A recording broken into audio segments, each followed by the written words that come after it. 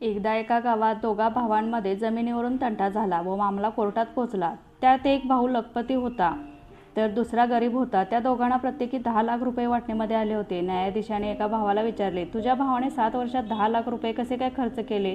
श्रीमंत भाऊ म्हणाला, माझा भाऊ प्रत्येक काम नोकरांकडून करून घेत असे। कोणतेही काम त्याने स्वतः केले नाही। नोकरी मनमानी करू लागले। 1 रुपया खर्च येत असेल तर 100 रुपये आल्याचे दाखवत तो अण्णाला महाग झाला। न्यायाधीशाने विचारले, तुझी श्रीमंती कशी काय वाढली? तो म्हणाला, माझ्या आईवडिलांनी देणगी दिली म्हणजे मी परिश्रम करूच नये असे नाही। संपत्ती मिळाल्यावरही मी परिश्रम करण्याचे सोडले नाही। मी नोकरांवर कधीच अवलंबून राहिलो नाही। आता जेव्हा याच्याकडे फुटकी कवडीही उरली नाही तेव्हा माझ्यावर दावा ठोकत आहे। याला परिश्रम करायला नको आहेत। याने स्वतःची संपत्ती तर आळसाने घालवली, आता माझ्या संपत्तीवर याचा डोळा आहे। यावर न्यायाधीश महोदयांनी इतर साक्षी पुरावे तपासले व श्रीमंत भाऊच खरे असल्याचा निर्वाळा दिला। तात्पर्य, मिळालेले धन हे टिकवून ठेवले पाहिजे।